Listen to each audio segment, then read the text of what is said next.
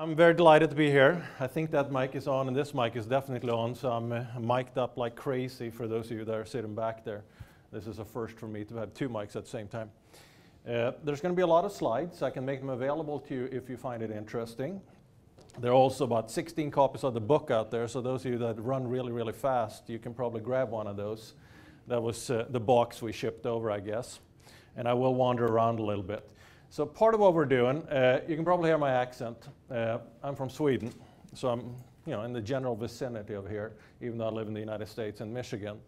So I travel around the world and I do a lot of different supply chain things, and global supply chains are becoming quite important. So Chi is going to talk about starting the supply chain center here, and I think that's a fantastic opportunity, not only for England or the UK, but also overall going sort of outside United States to do supply chain management.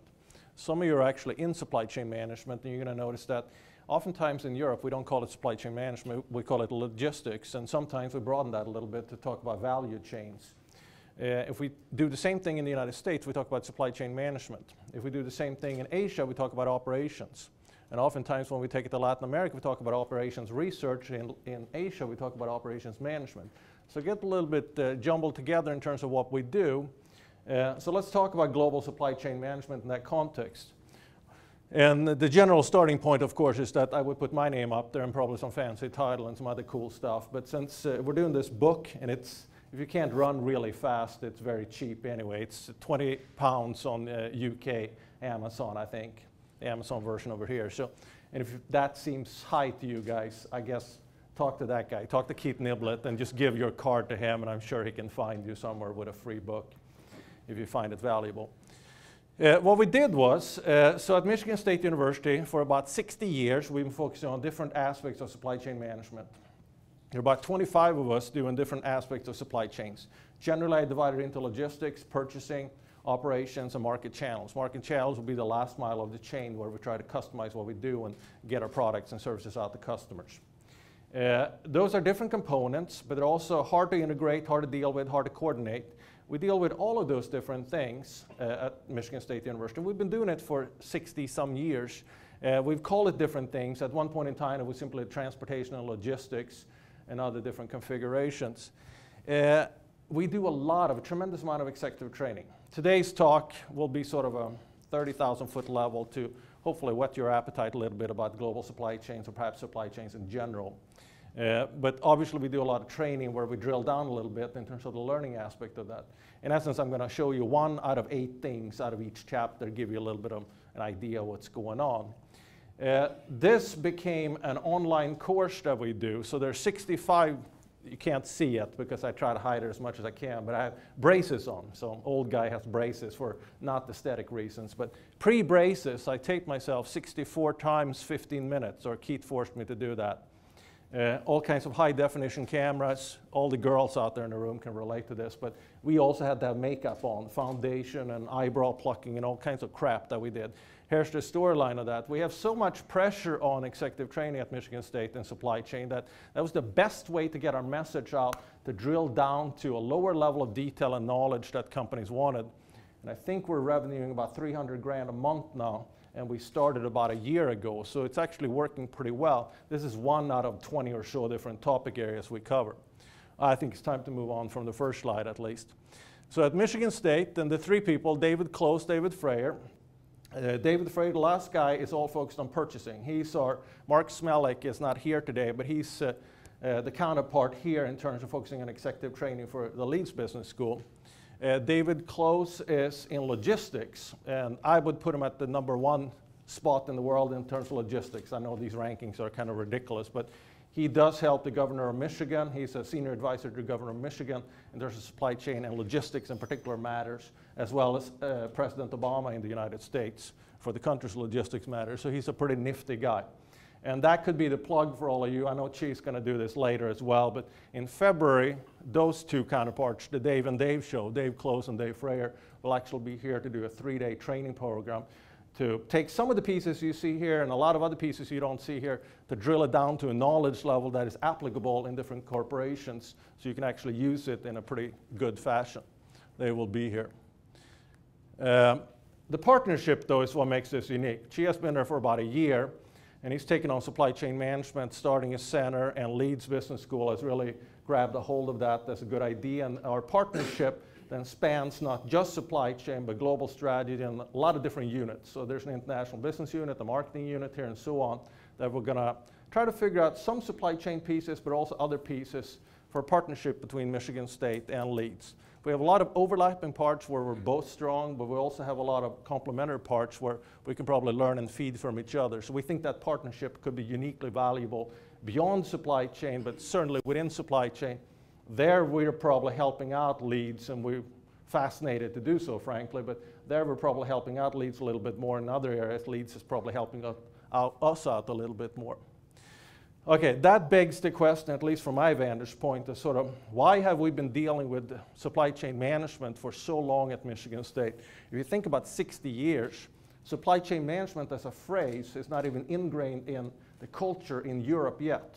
Because I think we still talk about logistics a lot and we mean the whole thing. Or we talk about value chains and we actually mean more than the supply chain. So the European terminology is not quite there the way we use it in the United States. For us, that traces to a lot of different things, but Eli Broad was a Lithuanian immigrant that came to the United States through his parents and became one of the richest people in the world. So I'm from the Eli Broad College of Business at Michigan State University.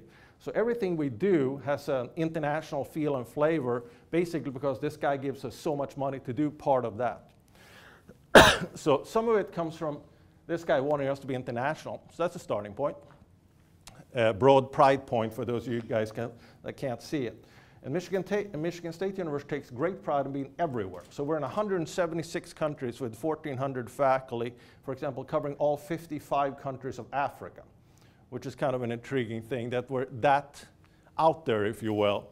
This partnership, though, is probably one of the two most valuable we're thinking about in terms of the business school right now. SP Jain in Mumbai, or based out of Mumbai and beyond, is the other one that we're working very closely with right now to figure out some core competencies as well as strategic aspects of what we can be doing. So we're going around the world, 176 countries later, and that takes us to sort of a program like this that launches a center at Leeds, and then we're hoping to do 4 or 5 of these drill down kind of training seminars every year or so, and perhaps more if the market warrants it.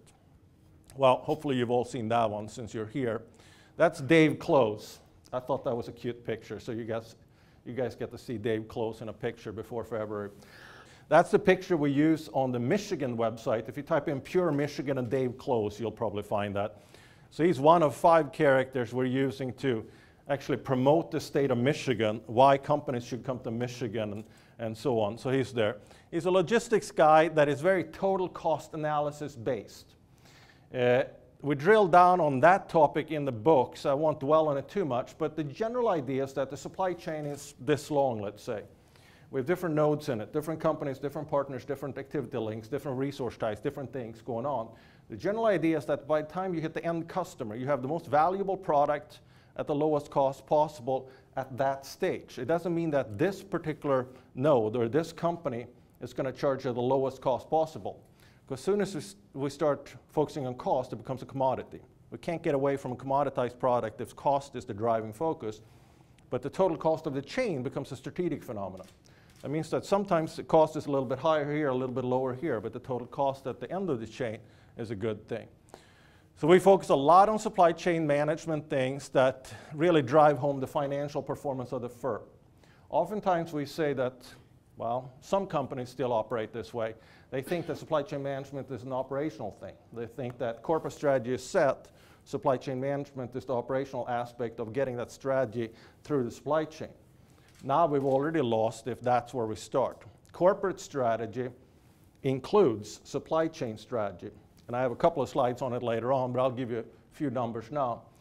And I believe the numbers are something like in 2005, 17% of overall corporate strategy for the top 2,000 multinational corporations in the world included supply chain management things. So supply chain strategy made up 17% of overall corporate strategy in 2005. Today it's 21% in 2013, and the projected is that it's going to go to 25% of overall corporate strategy in 2018. What that means is that we're actually giving up something else to focus more on supply chain strategy So those companies, multinational corporations that focus on activities and operational things only as a supply chain, driving that truck from point A to point B. Inventory management a little bit over here, but it doesn't fit into the overall strategy of the firm, are probably falling behind a little bit. I couldn't find a good picture of this one. Keith was saying that Dave actually has a couple more pounds to go on that one, but I'll let you judge that one in February, and let's see what he does. He is one of our homebred people, like Dave Close. In Europe and Sweden, where I'm from in particular, but I think here a little bit as well, but even more so in Sweden, we hire our own PhD graduates. So if you get a doctorate at Uppsala University, for example, where I'm from, or any school in Sweden, oftentimes we hire our own graduates. That pretty much never happens in the United States. It happens sometimes at Harvard, sometimes in a few other places. We do that fairly regularly in supply chain management at Michigan State. So Dave Frayer got his PhD in purchasing. Dave Close earlier got his PhD in logistics, and we hired both of those guys to work for us. In either case, he's there to symbolize in some way the analytical aspects of doing business in the supply chain. If we do a total cost analysis, and we think, I guess I'm not coughing anymore, so Chi gets to, you guys get to hang out with that one for a second. If we think about the supply chain and the raw material stage, I haven't played golf in a long time, but I'll show it anyway. If I stand here, and Tiger Woods, I think, is the #1 player in the world at the moment, again. If I hit a golf tee ball right here, and I'm pretending I'm hitting it 250 meters out there, most of us have if we've ever played golf, probably about 100-meter variance of where that ball is going to land. Tiger Woods probably has about a 30-meter variance on a good day. So we're worse off than he is. What that means for the supply chain is that if I do something at the raw material stage here, I'm not getting the right component parts or raw material or whatever parts going into it, by the time I'm done with the chain at the end customer stage, that last mile of the supply chain where I can get myself in trouble, the variance may be so big that nobody's going to buy that product. Obviously that doesn't happen, but there's a bullwhip effect and a variance effect going on in the chain. A little bit here could be massively problematic later on in the chain. Dave Frayer sort of symbolizes, with this slide as well, symbolizes the fact that we're very analytical in a total cost sense to model what we do in the chain from front to back. Hey, I don't have some of those red spots. I got rid of some of those red spots after I had that makeup stuff going on. They got rid of all kinds of other stuff too. It does bring us back to 176 countries and 1,400 faculty. We're incredibly interested in being international in everything we do, and obviously, if we're dealing with supply chain management, we take that international as well. This is one of our sort of logo-looking things for the online programming that we do, because we think we can take executive program by ourselves and along with Leeds University broadly to all these different countries that may benefit from it. So Spartans is our nickname. No, we know no borders. And I think that symbolizes well.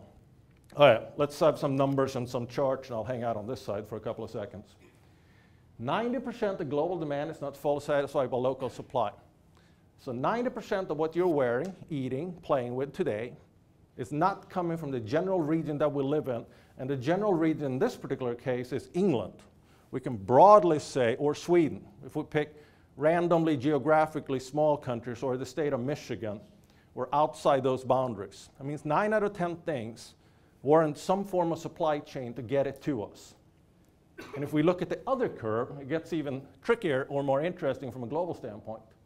I said supply chains are driving growth in world trade simply because the blue portion of that graph is quite drastically different than the red one, meaning that the cross-border trade, in this particular case exporting, cross-border trade has escalated a lot more than the red curve, if you will. The dip, by the way, is 2008-ish, when pretty much the whole world had an economic downturn. Very, very few places did not have an economic downturn, but overall the curve is going up, obviously. And this is where it also gets tricky. So on a 100-point scale, not 60, but that's sort of all I needed for the chart, 0 to 100, we're scoring a 40 right now. Without going into details of all these different numbers, what they mean, the storyline is that we have to be 25% more global in our supply chains in the next 5 years, 2013 to 2018, and 43% more global from now to 2023 to maintain the competitive edge that we have in multinational corporations. So if a multinational corporation just maintains what it does today, it's likely to fall behind quite drastically in 10 years if it hasn't figured out better ways to source, better ways to produce, and better places, we can say as well. So for example, we've got the Panama Canal being built again, right? So post-Panamax ships are wider, more options, and so on. We're going to see lots more ships going through and lots bigger ships going through. That means containers can be bigger, bigger, bigger, bigger. But who knew that we're going to have a competition going on with the Arctic Circle? I don't know if you read up on that, but we had about 40 ships go on the Arctic Circle route last year. That's the circle above Sweden, where I sometimes live, where it's just ice, ice, and more ice. All right, weather patterns and all kinds of stuff going on in the last decade and two have actually allowed us to break up that ice and go that route. And strangely enough, even though you look at a globe and you're thinking Arctic Circle, Panama Canal, there's no competition, right? There's actually competition because of where you're going and what you're doing. They're predicting about 400 to 500 ships going the Arctic Circle route in about 5 years. We have to figure out if that's going to happen or not, since 0 ships have been going there for centuries, if you will, but 40 of them went through somehow. So we got all kinds of patterns that could come into play. The more obvious pattern would be Asia, and in particular, obviously, China. But Asia in general, we're going to see countries out there that you haven't seen anything like before. I'll give you a couple of numbers just for kicks. So if we take middle class and upper class, however you define that in England, we got about 13 million people in China right now that would fit middle to upper class of income, per capita income in that particular grouping. 13 million out of somewhere between 1.2, 1.4 billion, depending on who's counting. Not very many. In 2020, which isn't that far away from today, about 6 years from today, we're going to have 193 million people that are in the middle to upper class in China with that purchasing capital. They have no competition in terms of number of people that could potentially buy products from multinational corporations in about 6 years. That has already been shown in the different shipping patterns, in and out. We used to go there, set up production facilities, ship back to wherever we shipped it back to, usually some part of the 40 developed or so nations out there. There are about 82 nations that are either developed or emerging. At 82 nations, we got about 250 countries out there. In fact, it gets more ridiculous than that. We got 220 or so countries we can actually agree exist and we can find. If you take the World Bank and the United Nations, WTO, there are about 50 countries we can't agree if they exist or if we can find them. So somewhere between 220 and 270 we know we are in terms of number of countries. Think about that for a second. We've got Olympics coming up soon in Russia, right? If we can't find the country or agree it exists, how can it compete in the Olympics? But it does. If you count up the number of countries, well, it's a Winter Olympics, so you're not going to see as many. But if you went with a Summer Olympics, you're going to see a lot more countries that we can actually agree exist. So we have to deal with them in some fashion. 43% more global in the next 10 years. Otherwise, you lose and you get behind, if you will. That's a problematic area. Interesting. All right, these are numbers I showed you before. I have a lot of different companies that you would probably recognize 2/3 of those names. But 17% of the 100% pie, of course. The other parts of strategy would include marketing, market participation, making competitive moves. I'm losing one of them. Product services, obviously. So there are 5 different components to the way we divide it into general corporate strategy pie. Supply chain management is picking up more of that pie today than it did a few years ago, and even so more so in 2018 than it does today. So we're emphasizing more supply chain. Think in these terms. There's some young people in here too, so maybe you can't think along with me, but just play along with me. For all the old people like me, we can play this game pretty well. 20 years ago, 25 years ago, I could say Swedish made, I'm going to go with British made. I may get in trouble for that one. English made, British made, whichever version you like.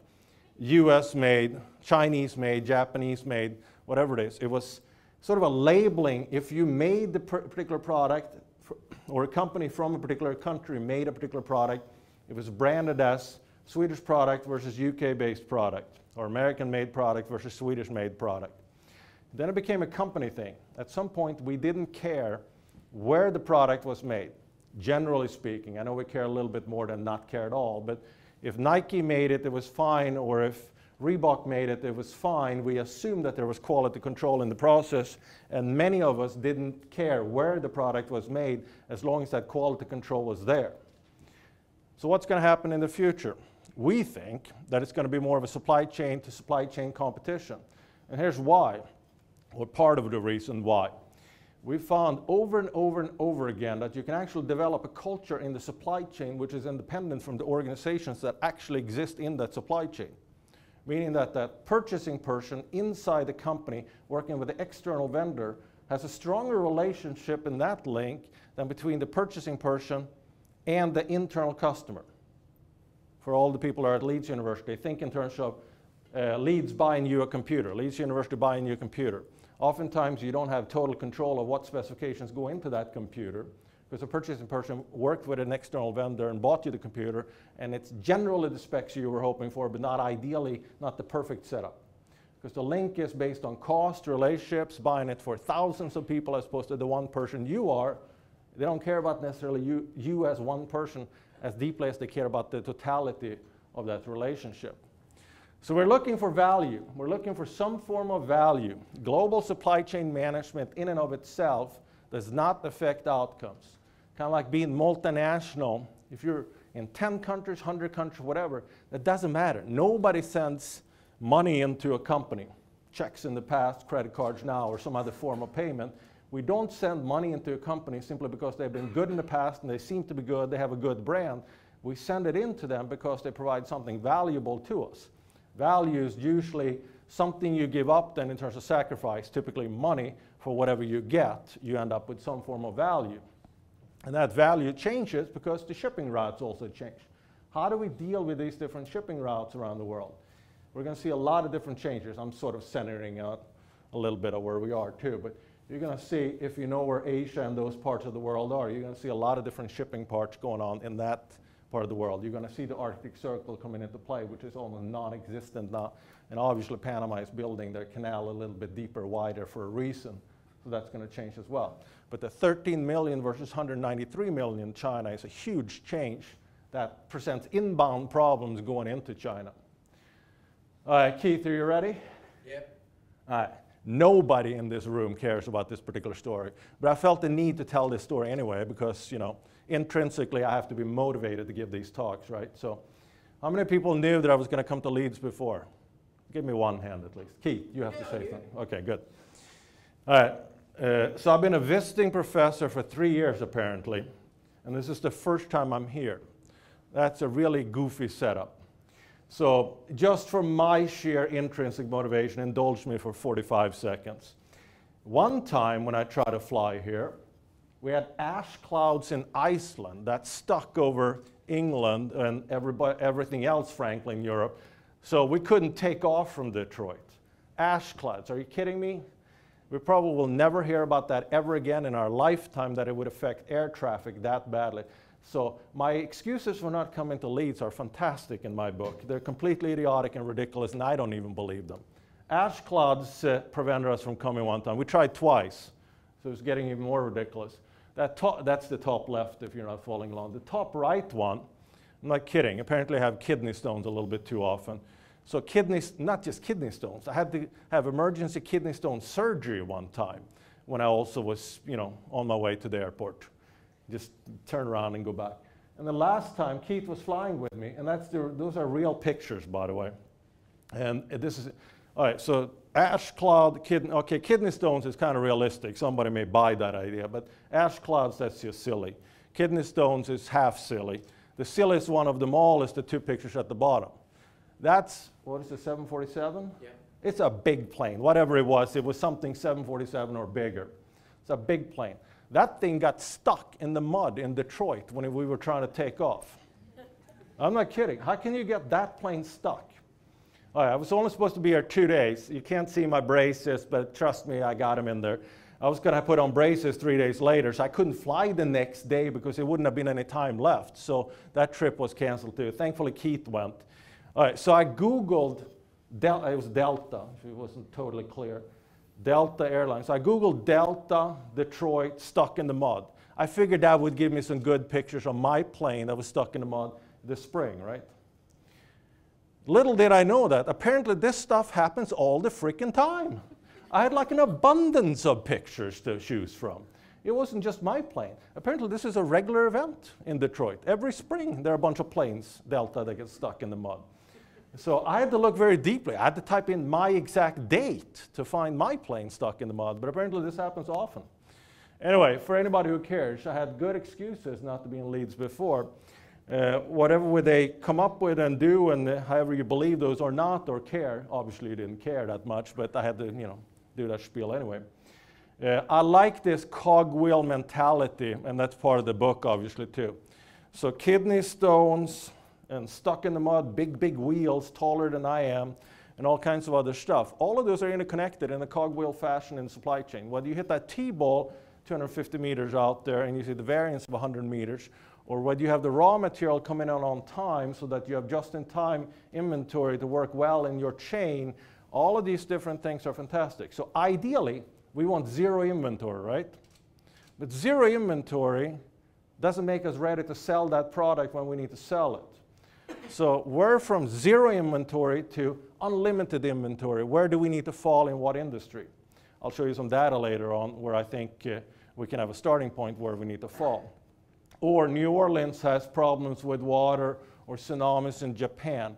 If we rely on New Orleans, that big port, or LA has a big port in the US as well, or a particular system, ideally, we develop a relationship with one partner, and that's a fantastically strong relationship, and we hope that that works for hundreds and hundreds of years. And we all realize that that's not possible, because we need to have redundancy in the system. If that partner goes bankrupt, or if the New Orleans port goes down for 3 to 6 months, or tsunamis affect our operations in Japan, and so on, or if ice shows back up in massive force in the Arctic Circle, those 500 ships are going to stay probably zero, or no more than the 40 that went through last year. So where's the level of redundancy we need to develop in the global supply chain? And that is industry dependent as well, because you have options in some areas, and other areas you're relying on only 1 or 2 potential suppliers. So the cogwheel mentality, I think, works well because we do tie things together quite nicely. All right, you probably saw it outside. You have a flyer in front of you as well. And like I said, if you run really quickly, you can probably grab one of the ones we have. So in the book and the storyline for global supply chains, we look at it the following way. We want to develop and maintain strategic and operational. Obviously, we don't want to give up on the operational aspect, but we also want to look at the strategic aspects of global supply chains, because it needs to be a corporate level phenomenon seated at the sort of C-level of the corporation at the corporate strategy level. Identify and leverage industry globalization drivers to affect global supply chains. I'll get back to that one because that one is quite important to me. Have knowledge of and leverage the worldwide infrastructure for global supply chains, and obviously manage coordination and integration of global supply chains. The coordination part is the last portion of this, but I'll just highlight one thing. For those of you that are in corporations right now, oftentimes do the logistics people talk to your purchasing people, the people that buy things from you, the people that deal with logistics for you. In some companies, they never talk, which is incredible because they're part of the same supply chain. In other companies, they may know about each other, they may not be in the same place, and so on. And then we have other components too. So there's coordination issue there internally, and there's also coordination issue with the organizations in the supply chain. How much control do we have over that supplier 4 or 5 times down the line, or that particular customer? How much control does a value chain or supply chain, if we go a little bit more narrow, have over my son if I bought the computer for my son? Where does that come in? Now we're talking about a second-tier customer. How much control do we have over that second-tier customer? Or that supplier over here, that could be a third-tier supplier working with a second-tier supplier, feeding into the first-tier supplier that actually works with your company. How much control do we have over the third-tier supplier, and how much control should we have? Internally, we focus on leverage points related to logistics, purchasing operations, and market channels. Different terminology for these things. So purchasing would also include procurement, supply management, sourcing, strategic sourcing, and a whole abundance of other different related terms. Operations would include both operations management as well as operations research, but that gets technical. We talk about it and explain it in pretty nice detail in the book. Market channels could also be distribution channels, could be marketing channels, could be, in my book, the last mile of the supply chain, really critical part of the supply chain. So we start at the broadest possible level. to figure this one out. If I say global supply chain management, the implicit assumption, without me talking about it, would be that Thomas just wants you guys to be more global. 43% at least, but if I say 43% more global in the next 10 years, does that mean that if you're 60% more global in the next 10 years, you're actually that much better? No, of course not. So there's about 5,000 industry codes and harmonized codes in the world, or about 448 different industry clusters, if you will, if you harmonized codes. It's an industry-specific thing. You should only be so global relative to how global the industry would allow you to be, and that's important, and I'll show you a slide there of it to explain that in greater detail. So we can then look at the industry that you're in, how global should the firm's strategy be within that industry, and of course how global should the supply chains be within that particular industry. And it looks something like this.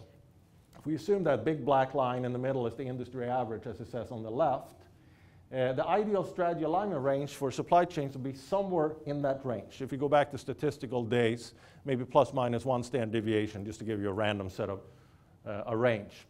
The point is that if we go too far away from that average, sometimes we don't want to be average. So it's not average on being good.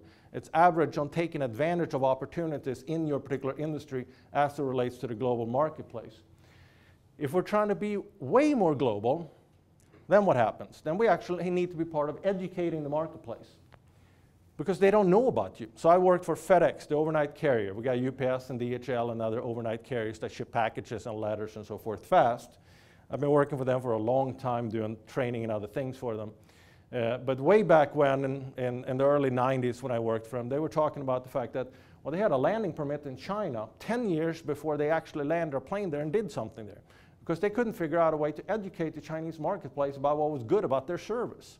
They worked really hard to get that landing permit, and obviously they're using it now, but nobody understood what their service was all about. So we need to educate the marketplace if they don't understand who you are, what you can do, and so on. And in essence, it's actually good to have competition going into that global marketplace at the same time in whatever countries you're going into, because that helps educate the marketplace. Hopefully you're beating the competition, obviously. But that leads to potential wasting of resources if you're wasting a lot of resources or using up a lot of resources to educate the marketplace. If you're not leveraging to the extent that the industry would allow, you're not really leveraging the marketplace. Then you're potentially wasting market opportunities. You're losing sales in essence, or better up or worse off, companies are coming to your home turf area, to Leeds, to sell things that really should be made in your neck of the woods as opposed to other companies coming in to sell it. So you have an ideal range, and I think that's important to know, because oftentimes when you get globally oriented guys like myself standing in front of crowds like this, you're saying more and more and more global, and that's just ridiculous from my vantage point. There's an alignment issue that needs to come into play, and it needs to be at minimum at the 448 harmonized code stages. If you go to the 5,000 code stages, you're going down to a very low level of industry specification, and you probably have more in any given average company. You probably have a number of those industry codes that fit your company. So you probably want to stay at a little bit higher level of analysis, and that's probably fine. All right, so I think we need to look at strategically competing with supply chains against other supply chains, and that gets interesting because your suppliers are oftentimes suppliers of other companies as well. So you're developing a culture within your chain that strategically fit how you compete in that global marketplace by the 3,000 or so suppliers that a car company may use, or component parts that go into a car company. You're competing with similar supply chains, and in many cases, the same suppliers, but you're really strategically competing supply chain versus supply chain. Because think about it. Throughout time, if we're selling more and more products of the same kind, eventually, ultimately, they become commoditized. So at some point, we're starting to compete on cost. So the uniqueness and the differentiation we have is when we come up with new innovative products, then we can differentiate and we can sell them as such. But over time, if we say sell the same product, we're going to commoditize it. So in some way, it's can I find it when I want to find it, in the shape, format I want to find it, at the time and price and everything else I want to find it. And that gets to be a supply chain strategically oriented decision as well as an analysis, and that goes way beyond just a company doing well or what makes the particular company unique. Yeah, the Arctic Circle stuff, as I used that one. In the book, for anybody who's interested, I'm not stopping here, but in the book we talk about cost reduction, improved quality, increased customer satisfaction, and competitive leverage as it relates to the 4 functional components of the internal supply chain: logistics, purchasing, operations, market channels. In essence, we're using this as a way to, in a matrix format, kind of show what benefits, there are costs obviously too, but what benefits we can get out of the supply chain and doing it effectively. In an ideal world, what does the ideal supply chain look like? Where we have absolutely no redundancy whatsoever. In an ideal world, we have perfect market competition and we have absolutely no redundancy whatsoever. So countries A through whatever will specialize in what they do the best. I could venture out on this one, but I'm not going to. You can think about it though. What is England the best at doing or making? What will be the #1 product where you think you're way better than everybody else? Or we have a lot of different countries represented in this room too. Think about your home country. What is your home country the best at producing that? Hands down, you can say that you are by far #1 in the world. That's not an easy proposition, but that's what this value chain would look like. And I'm using value chain here because I'm including R&D and design and a few things that typically would not be part of the traditional supply chain. So I broaden it to value chain in this particular case. Well, okay, so someone else may say that if I'm going to be incredibly customized and I'm going to satisfy every single customer in this room, I need massive redundancy. I need every country to do everything because I need self-sufficiency and I need instant customization and almost gratification on part of the customers.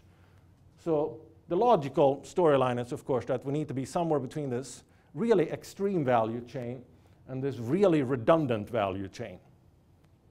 So we land somewhere. We include New Orleans with Japan, with a couple of other ports. We include more than a few suppliers, and so on. Ideally, then we look at the company and country advantages. What advantages does your particular company have? And in this particular case, what advantage does England or Sweden or United States that I live in, what does the advantage come up with for that particular country relative to the company advantages, and how can we marry those together so that we find a synergistic effect out of it? A lot of different companies and things here that you can take a look at if you want to have the slides later on. But company and country advantages combined is a starting point to look for that core competency that makes that particular scenario unique, because we bring in the supply chains of dealing with different countries as well. I'm just going to show one. I have 4 of these, but I'm going to show you one. So just to give you an example, when we talk about industry, we look at 4 different components of the industry to make it manageable to analyze. The market forces, the cost forces, government, and competitive. And government are always going to give us the most trouble. So we're going to have the lowest score on government in the sense that we have governance for a reason, right? They're protecting something. If the European Union, I think we're up to 28 countries now, right? We added Croatia. Is that the latest one? I get confused on 27, 28, but I believe it's 28. If those 28 countries actually were homogeneous enough to operate as one market like we are hoping or pretending it would be, and Sweden is one too, like England, we don't care about the currency that much, and in some cases, they're not allowed to join the currency. So we have all kinds of different issues. And then we got Vicky over there who's trying to keep Turkey out since she's from Greece, right? We got all kinds of political things going on as well, from those that are out as well as those that are in. If that really worked, we have a very homogeneous market and we can operate well across borders. But countries are there for a reason because they have cultural and other different characteristics that are similar inside and perhaps not so across countries. We look at that scenario from, again, market cost and competitive, but then governments in particular present some barriers, usually more so than the market dynamics would do in this particular case. So the market cost competitive are going to give us an easier time. But this will give you an idea of how we measure it to come up with charts like this. I'll just show you the cost one. That's probably the easiest one to understand. So there are 10 industry clusters on the bottom. And they're going to include a lot of different types of industries, like insurance, cement, watches and clocks, and so forth. All industries from a cost standpoint would fall somewhere on the left arrow side there, between 65 and 67-ish or so. Can't remember the exact score. In 5 years, we're going to go up a little bit, and in 10 years, we're going to be off the chart on a 0 to 100 scale. What that means, to elaborate a little bit on this one, is that if we're scoring 100 that gives us the best opportunity to globalize based on cost measures. So the fact that we're going to move up a little bit means that the cost structure for the generalized world, again, we have to do this by specific industry, not for everything, but just on a chart we can talk about it. The cost structure says that if we don't take advantage of cost points out in the world in the next 5 to 10 years, we're going to fall behind, and likely we're going to see our products be more costly than our competitors' products if we don't follow suit to what's going on in the marketplace. And then we have market, cost, and along with government, as well as competitive forces. So we can start that analysis to figure out where plus minus 1 standard deviations would be relative to the strategy we should adopt, relative to the supply chains we should operate, which then brings us to how do we deal with purchasing, logistics, operations, and market channels.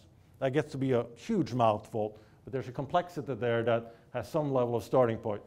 I think this is the one thing I'm going to plug, but it's completely free, so I'll plug it for free.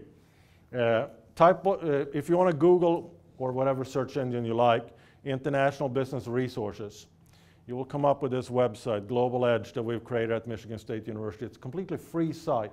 It includes everything you ever want to know about international business and trade.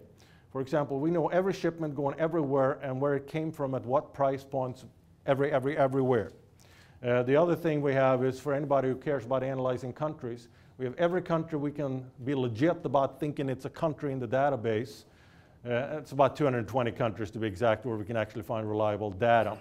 And we have about 7,000 variables per each of those countries, everything from literacy rate among 11 to 15-year-olds to whatever numbers you want to come up with, but 7,000 different variables, and we give away 10 years worth of data for free, which gives you an idea of how to figure out if I'm in 29 countries today, which is the 30th country I should get into.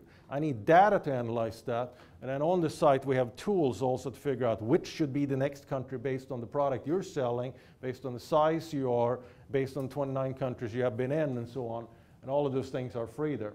Take a look at England and see if you agree with our stuff on there. We take it from objective sources. So in the past we used to editorialize to figure out the cleanest way of presenting and communicating things, but it got us in trouble because I have a couple of Turkish friends, talking about Turks and Greeks, but a couple of Turkish friends that work in my International Business Center, and they wanted to talk about life started in the vicinity of Turkey, which is probably the best version of where life started, but it got us in trouble with Northern Africa because that's in the vicinity of OK as well, and we had this huge debate going on the site of who was right and wrong. So now we use lots and lots and lots of resources, objective ones we think, to put it on the site, and we go with that approach. But all the countries, all the industries, everything would be on here for free so that you can mine it in one particular place. All right, way back when I used to play a little bit of professional tennis. Obviously, since I'm way older than any professional tennis player should be, I'm not doing that anymore, and I only did it for a couple of years because I was terrible at it, as it turned out. I couldn't make any money, so that was no fun. But I tried it, and that actually got back into the fabric of who I am and what I do. So the supply chain you see up there really resembles a tennis court, if you go with that flow for a second. I'm missing a couple of lines, and I don't have a net in there, and there are a few things that could be problematic. Anyway, global logistics and global operations span the totality of the supply chain. Logistics used to be an outbound or downstream portion of the chain, as we call it in the past, but it really spans the chain now, as does operations.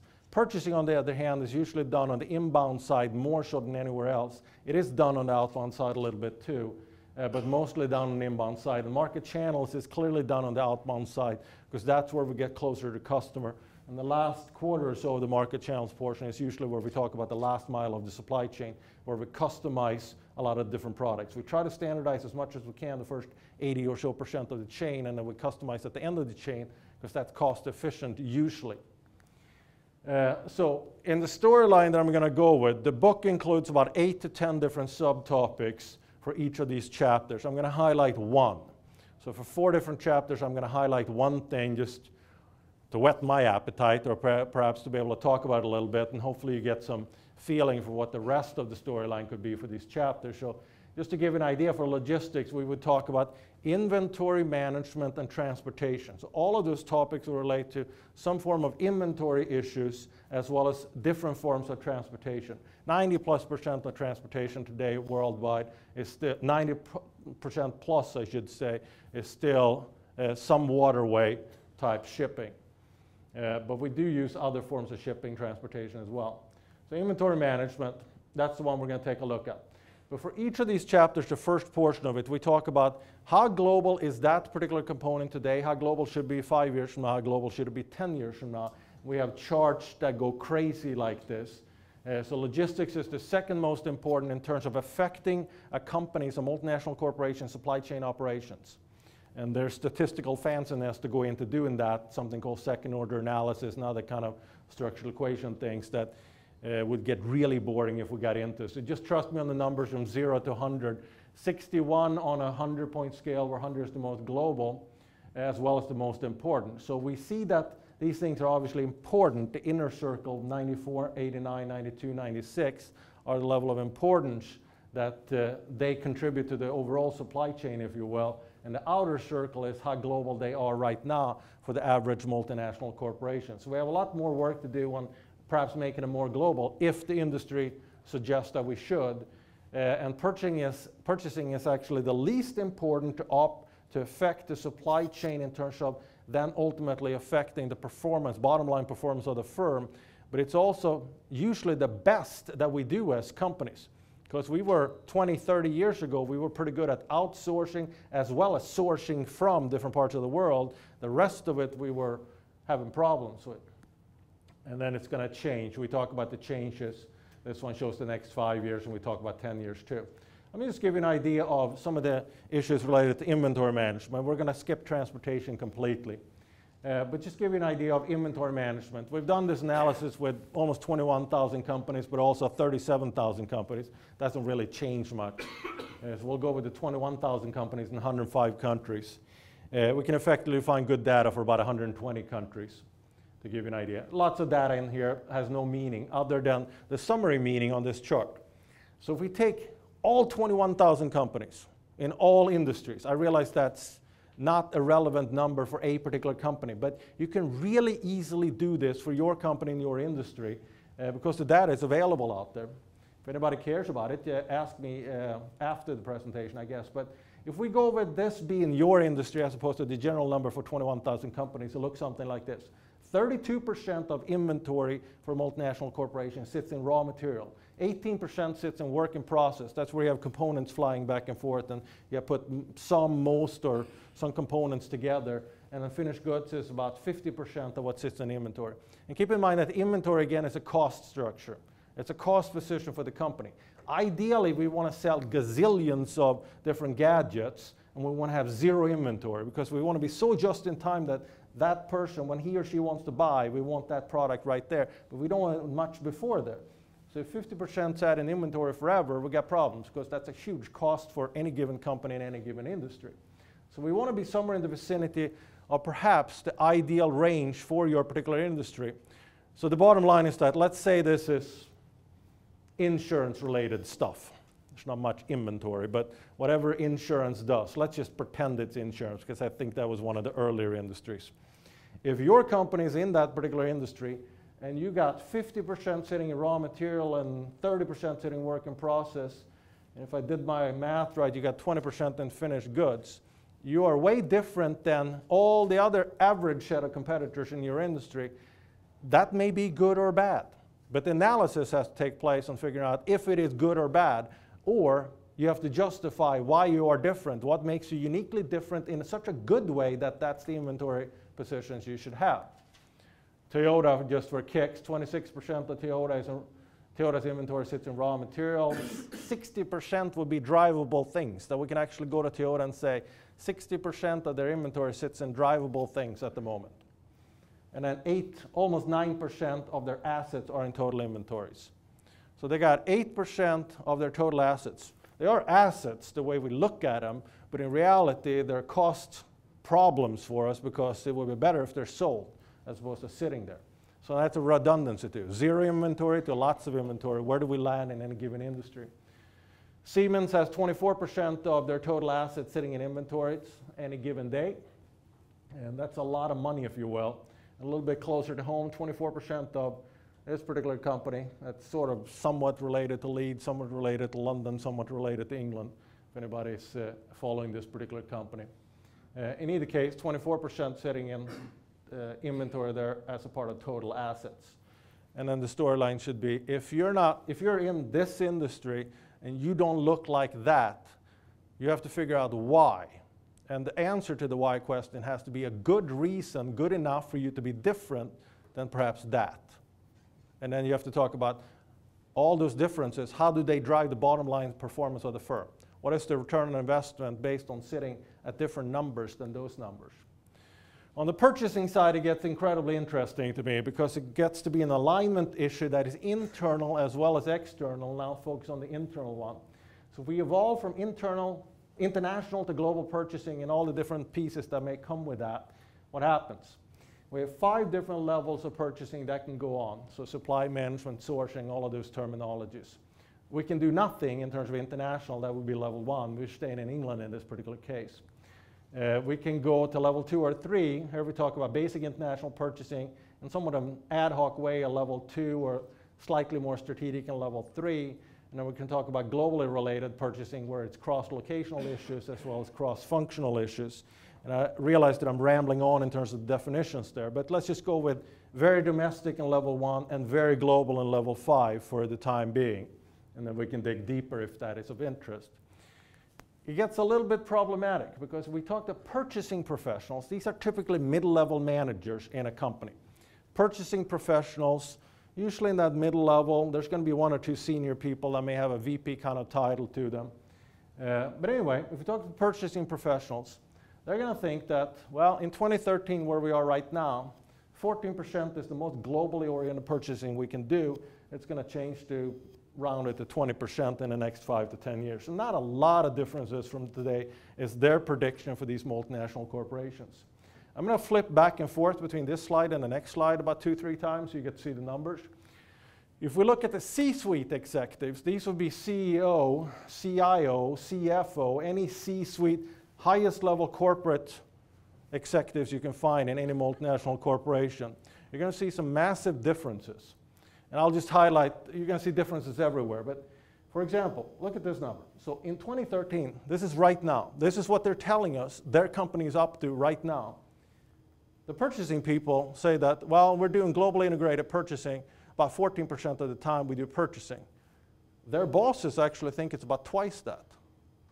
So we can't even agree on what's currently going on that we're actually doing right now. And then it gets tricky because the bosses think that we're going to go up to about 61% globally integrated purchasing about 10 years from now, or 52% about 5 years from now. So now we have an internal mismatch of just purchasing going on. And that doesn't even include the fact that purchasing people sometimes and oftentimes don't talk to the logistics people in the same corporation. And now we're still inside the one and same corporation. So we need some kind of training, mentality, knowledge sharing, and so on to figure out the misalignment internally so we can be better aligned externally so we can go back to Dave Close's pet peeve of total cost analysis. If we're looking at this level of mismatch in just one function in the supply chain and we have many functions, as we said, that becomes a little bit problematic. Global operations, in international business we often talk about make or buy decision. So that phrase doesn't come from supply chain, it really comes from international business. But make or buy simply means that you're either buying it from a factory that someone else is running, let's say in China, since that's a big country to pick on in terms of outsourcing 20, 30 years ago and a little bit now as well. Since I mentioned China before, we'll stick with that. What we can see is that we see a lot more international production than we've ever seen before, and it's escalating compared with home country production. So we do see a lot of different foreign affiliates, or we just outsource to different type of companies out there. The interesting part is that if we start at the bare bone level, when we make or buy a particular product, so we make it at home in our own factories, or we buy it from somewhere else, from someone else's factory. So we make it, or we buy it somewhere else. That's the make-buy terminology, if you will. It's more academic in the international business literature than anything else, but I'm going with that flow for the time being. The decision really rests initially on cost and production capacity. If I don't use up all the production capacity in my own factories, even though it may cost me more to make the product, I may make it at home because I want to use the full production capacity of my factories. I'm better off if I can use up the capacity as opposed to shipping it somewhere else where it may be cheaper, maybe. Or if the cost is much lower, of course. If the cost is much lower to produce it somewhere else, that's good for me. If I assume that controlling the quality and other things that I want to control, I can take that into account from a cost standpoint. So if cost is better off, or if I have production capacity, those will sort of dictate if I buy it or if I make it at home. The problem starts with the yellow circles.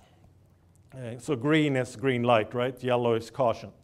The yellow circles, I'll do the same flipping on this one just for kicks. To make it at home, we start with the cost, production capacity, decision making, and then all the circles become different than if we want to buy it. So it's not an apples to apples comparison of doing an analysis. You actually have to look at a number of different factors that relate to the make decision. They're quite different in the yellow circles than the buy decision. And that's why it's not quite as easy to say, okay, the cost is better if I go to China, and I don't have any more production capacity, so let's go to China. Then I lose track of the potential in that particular supply chain if I operate that way, because I didn't take into a whole bunch of other factors that skew it in one favor over another favor, if you will. And then finally, the market channels portion. Yeah, that's good. I need to click a little bit faster here in a couple of minutes. Customer value creating processes is what I wanted to highlight. And it looks something like this.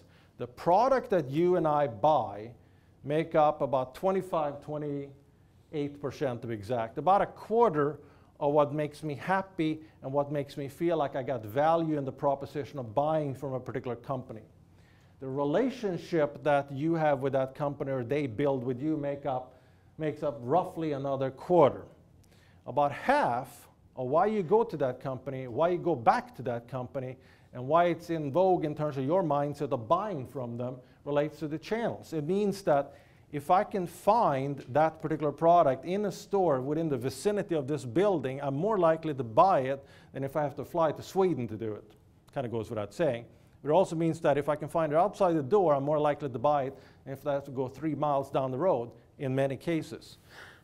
So actually the supply chain portion of can you find it in the shape format that you want at the price point and all of those different factors is half of what you're making a decision on as an average customer. I'm not saying everybody in this room, but that's what average customers from multinational corporations base their decision on, as opposed to the actual product, which we thought was the decision that overrode everything else. So we got half in relationship building and the product itself, and half in where we can find it and what shape we can find it. Can we find it today? If I can't find the latest phone and the phone I want, I'll buy another phone. That may be the decision. And then I just want to, all of this chart shows all the different components that we deal with in the book and that we think would be important. I'll spare you the details of that, and let's talk about coordination a little bit. And this is internal coordination, and it goes along with the fact that supply chains are becoming more important. So the 21%, and then you can see the other percent, 21% is allocated to supply chains today, and you got roughly 80% allocated to the other 4, if you will. And that's predicted to go up to 25% in 2018, which means that the other 4 components of market participation, product services, marketing, competitive moves, obviously have a reduced role collectively if we move up to 25% from 21 of today, or 17% as it was in 2005. There are about 16 companies on this chart. Again, this is the same chart I showed earlier. Hopefully you recognize some of them. The point is that those are examples of what's going on today. Actually, let me highlight one just for kicks, because it makes absolutely no sense at face value that FedEx, the overnight carrier that ships packages and letters for us, you and I, in essence, they're our supply chain company. Only 14% of their overall corporate strategy resides in supply chain management things. That makes no sense if you think about it at face value, but I'll explain that for a second. If FedEx were not flying to 200 different countries, if they only flew to 12 countries, you and I wouldn't use them. So market participation is much more important to them. If we didn't know they flew to 200 different countries and the services that they offer, i.e. the marketing that they do, we would not use them.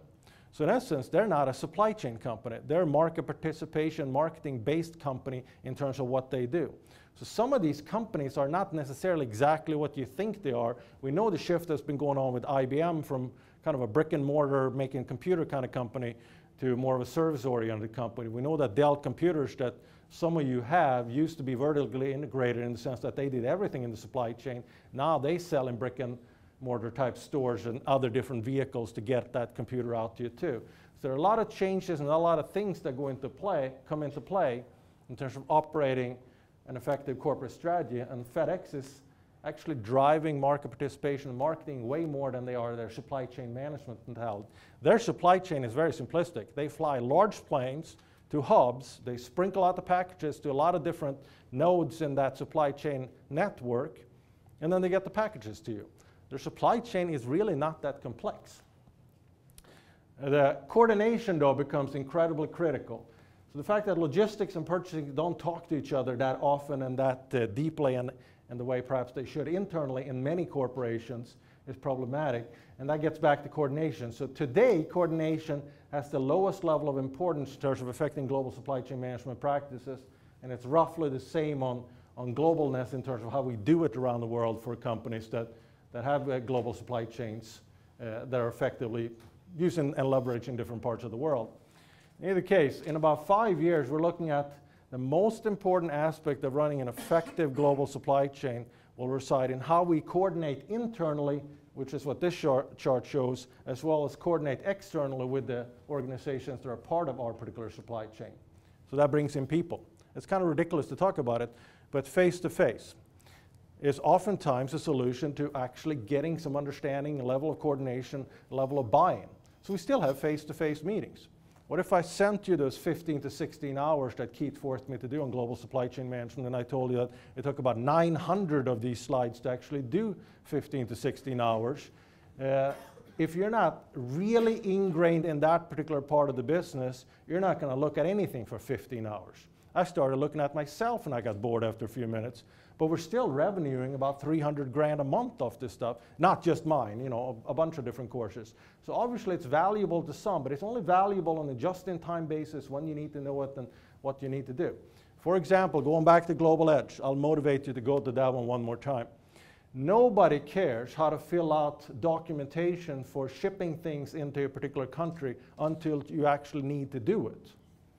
So when you need to do it, it's not going to be that easy to get up to speed on actually how to fill out and what to fill out. We've broken it down to, there are tons of this, you know, hundreds of different forms that you could fill out. We've broken it down to 9 core forms in the book, but also on Global Edge, we have online training modules for which forms, what forms, and how forms to fill out when you go to a particular country so that you can do it on a just-in-time basis as opposed to learning it. It's kind of like learning a language. 9 million people in Sweden. Do you care to learn Swedish to be able to talk to me? Highly unlikely. English is a good starting point. But if I learn every language out there in the world, I'm actually not going to have time to do business everywhere in the world if I took the time to learn every language in the world. So it's a redundancy issue again. How many languages do I need to learn to be effective? Should I learn all or none? It's probably somewhere in between those two again. But it takes a people mentality to actually work together, especially when we drive the coordination across the chain. So we've held steady. Global strategy for a company usually explains about 70% of the bottom line performance of the firm. And that's been going on literally for decades. What we do see a shift in is that global supply chains are becoming more important for global strategy or corporate level strategy in multinational corporations over the next 5 years, and has become more important over the last several years. And that's sort of the storyline we're building into the book, that it's a strategic supply chain management issue now, whereas in the past it was an activities operational based thing, and it's becoming globally more important because if you're not 43% more global in the next decade in your supply chains, you're actually falling behind, even though you think you may be doing well today. And that hopefully is a partnership that we can live with Leeds University and Michigan State University, and do it in 176 countries and beyond. And hopefully that's a storyline you like as well. I'm going to turn it over to Chi so he can talk about the Supply Chain Center and perhaps engage some of you in the things that we will do a little bit closer to your home, and then drag in the different things that we do well around the world as well. So thank you for indulging me. I am findable. I know I used up and monopolized the time a little bit, but we're going to break later on. I'm findable, and I'm happy to be here. I also have cards in stack format up here, so if anybody cares to find me, pick up one of my business cards if you don't want to talk to me today.